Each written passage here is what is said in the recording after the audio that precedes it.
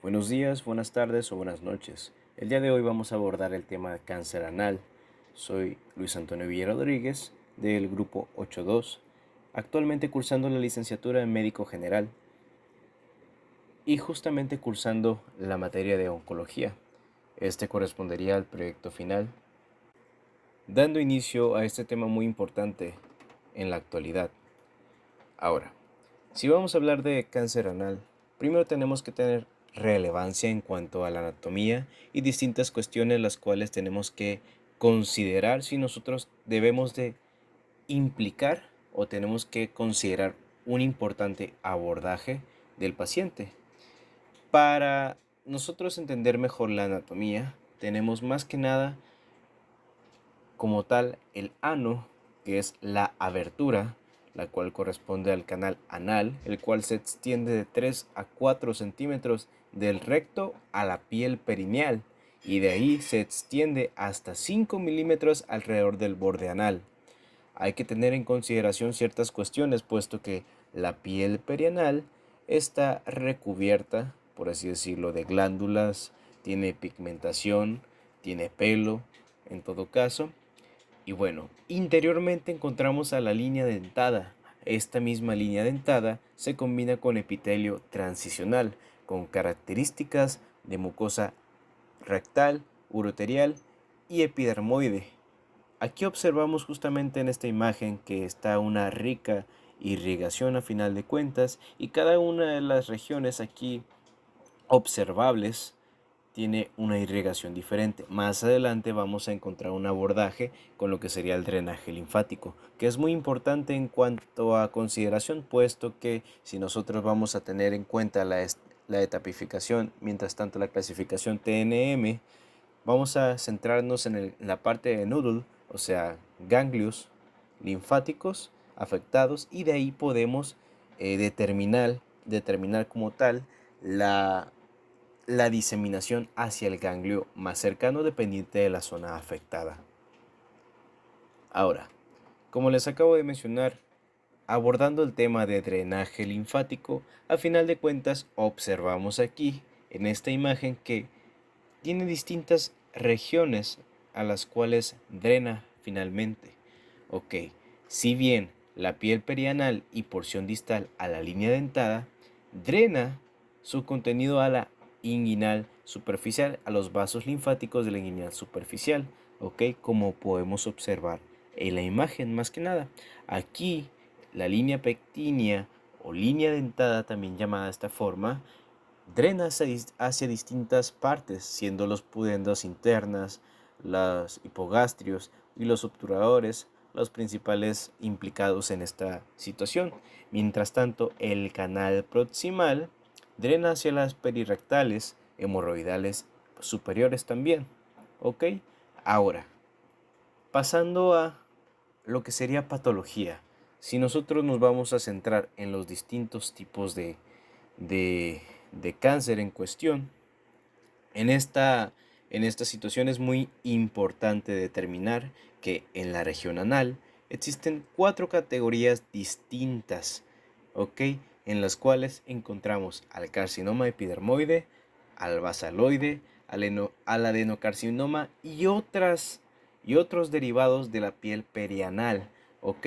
Es muy importante mencionar también al melanoma como uno de los causantes. Ahora, si nosotros nos basamos en el carcinoma epidermoide, en términos generales podemos hablar, cuando nosotros hablamos de cáncer anal, se hace referencia a este mismo, ¿ok? En la mayoría de casos. Sin embargo, ahora también el basaloide toma el nombre de cloacogénico, el cual deriva de la zona del epitelio de transición. Bueno, mientras tanto, como les mencioné, los derivados de la piel perianal hay que tener en consideración al melanoma. Pasando a la etiología y factores de riesgo. Bueno, si bien se han demostrado que factores como el VPH, la inmunosupresión y el tabaquismo son de gran importancia, si nos vamos hacia lo que sería el virus del papiloma humano, específicamente el 16 es de mayor importancia en cuanto al carcinoma del canal anal.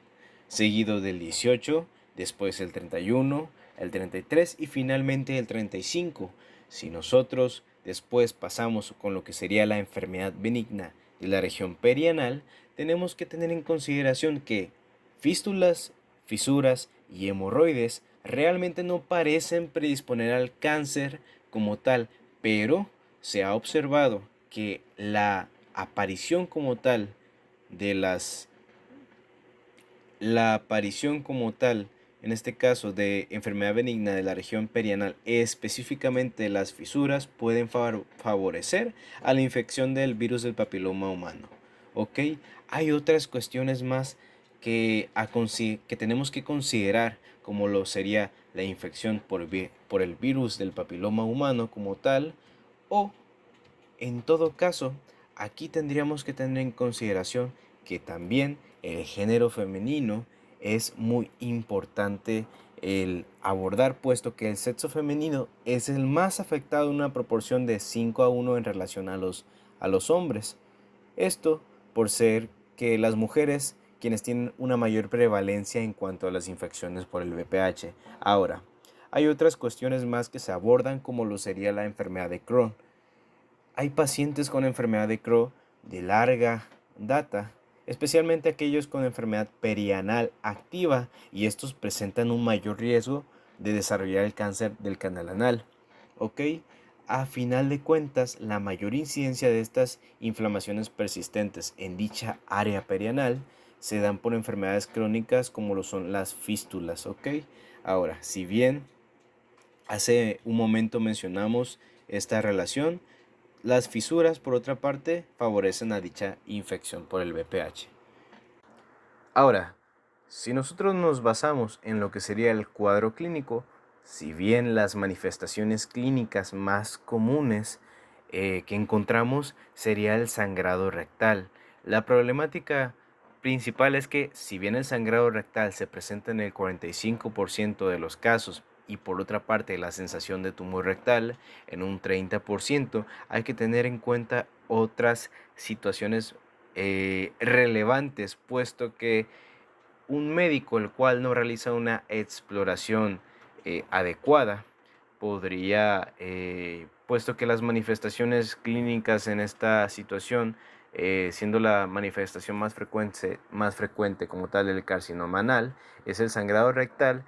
En este caso, usualmente es atribuido a una patología benigna, así como la enfermedad hemorroidal, por lo que esto es una problemática muy importante en cuanto a retrasar el diagnóstico, ¿ok?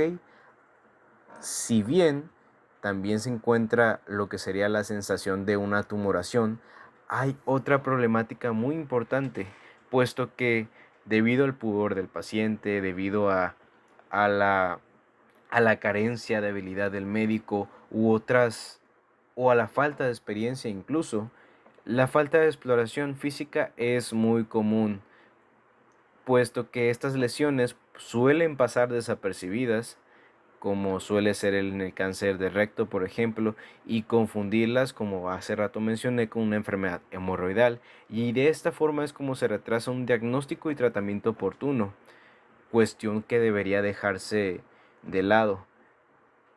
Si nosotros debemos de realizar una exploración física completa y dejar de lado otras cuestiones, y obviamente dirigirnos con respeto en todo momento hacia el paciente.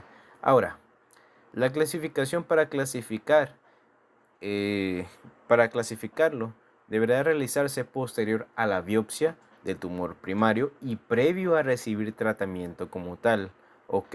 Inicialmente, como les mencioné hace un momento, la exploración física toma un papel muy primordial en este tipo de situaciones, puesto que puede descartarse múltiples patologías a final de cuentas.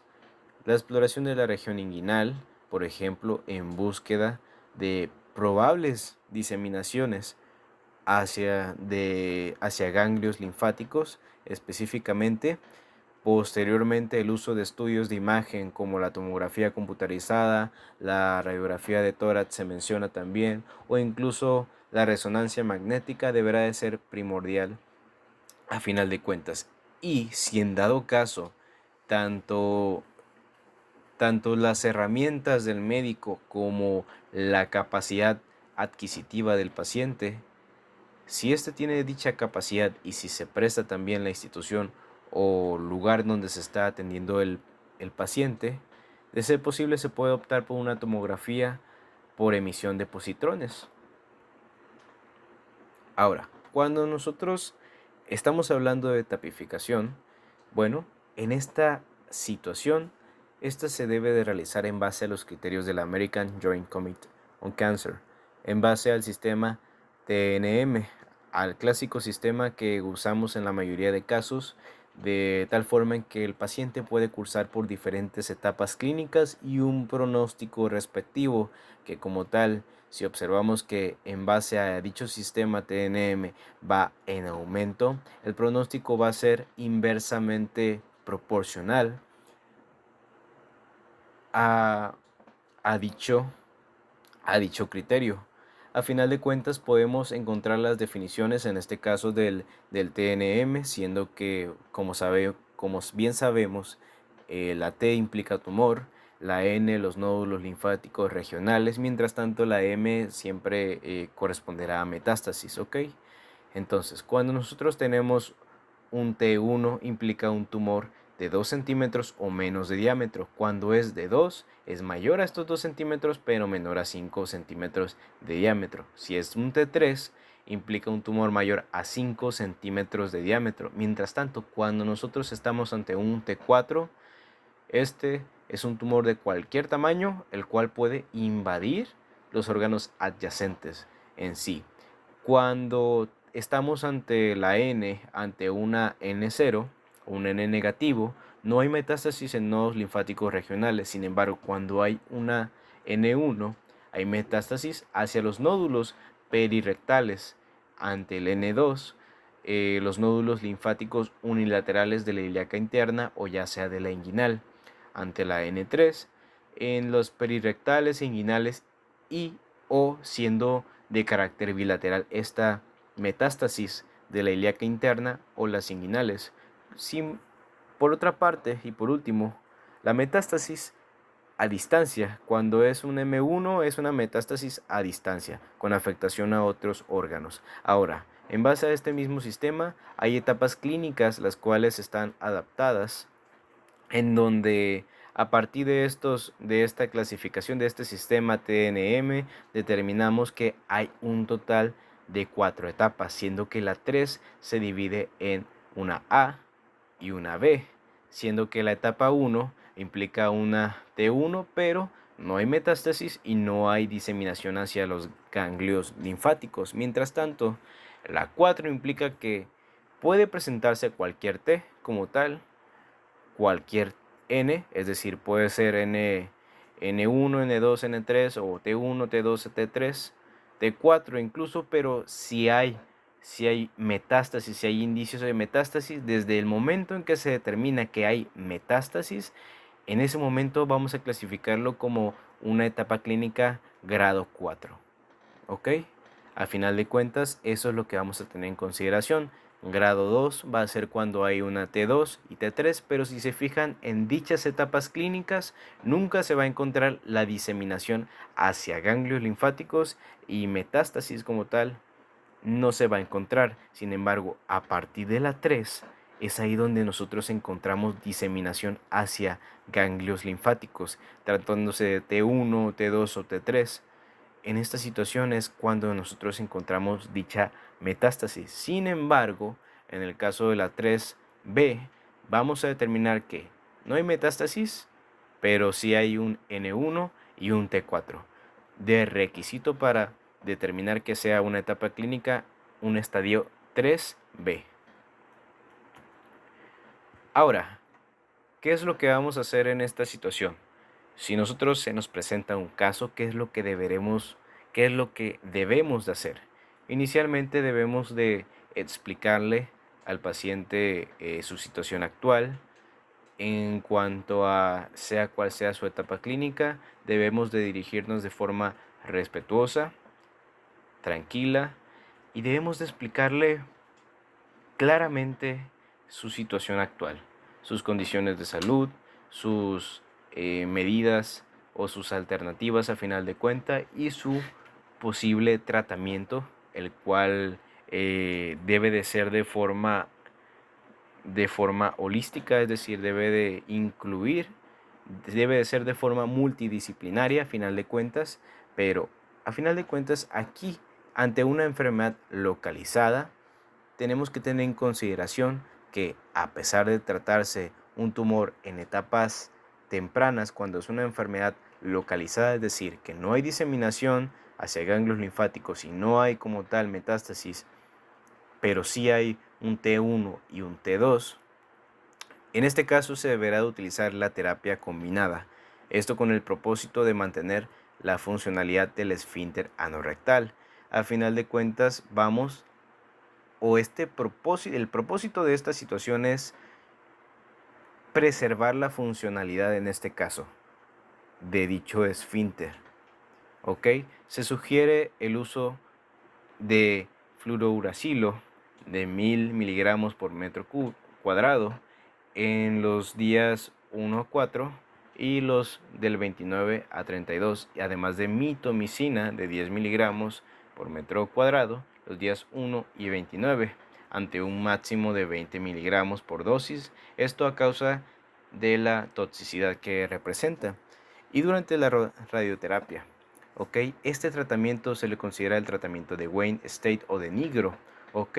Ahora, cuando estamos ante esta situación, hay una respuesta al tratamiento en base a sobrevida global a 5 años, es decir, desde que recibe el tratamiento, en base a dónde o en qué etapa se encuentra el paciente, y una sobrevida a 5 años, es decir, desde el inicio del tratamiento a 5 años es de donde se va a observar dicho porcentaje, es decir, en una etapa 1 tiene un 70% de posibilidades, en la etapa 2 59%, etapa 3 41% y en la etapa 4 19%. Hay que tener en consideración que mientras mayor sea la etapa, será inversamente proporcional el porcentaje como tal. Avanzando, tenemos una enfermedad localmente avanzada. En sí estos implican tumores T3, T4 o ganglios linfáticos en N2, N3, y estos recibirán el mismo esquema de quimio-radioterapia, pero con un incremento en la radioterapia adicional de 10 a 14 en fracciones de 2 veces al día, 2 veces por día, ¿ok? Sin embargo, en este tipo de casos, un abordaje quirúrgico solamente se opta o se encuentra reservada para casos en donde se mantiene una persistencia o recurrencia incluso después del uso de la quimioterapia, siendo un pronóstico realmente pobre en estos casos. Es aquí donde encontramos cuando nosotros optamos por una resección abdominoperianal, esta es la que ofrece mejoría en cuanto a supervivencia, pero hay afectación en cuanto a morbimortalidad del paciente, puesto que la colostomía se haría de forma permanente y esto afectaría tanto a la calidad como al estilo de vida del paciente en sí. Si bien en este caso no abordamos lo que sería la linfadenectomía, puesto que implica una alta morbilidad, esta no está recomendada por esta misma situación. Al existir ganglios positivos y la presencia de metástasis suele ser alta, ¿ok? La indicación será que los ganglios positivos persistentes o recurrentes deberán individualizarse cada uno de estos casos, es decir, a tomarse en consideración, tomando en cuenta la exposición a la radiación y la extensión ganglionar como tal. Ahora, cuando estamos ante una enfermedad metastásica, el único esquema el cual se puede utilizar y es apropiado es a base del cisplatino y el 5-fluorouracilo. Ok, ahora, en cuanto al seguimiento de estos pacientes, debemos de recalcar algo muy importante. La National Comprehensive Cancer Network hace énfasis en un seguimiento de cada 3 a 6 meses en un periodo de 5 años. ¿Esto qué quiere decir? Dicho seguimiento incluye lo que sería el tacto rectal, la anoscopía, la palpación inguinal, los estudios de imagen, ya sea la tomografía de tórax, de pelvis y abdomen, al menos una vez al año durante 3 años específicamente.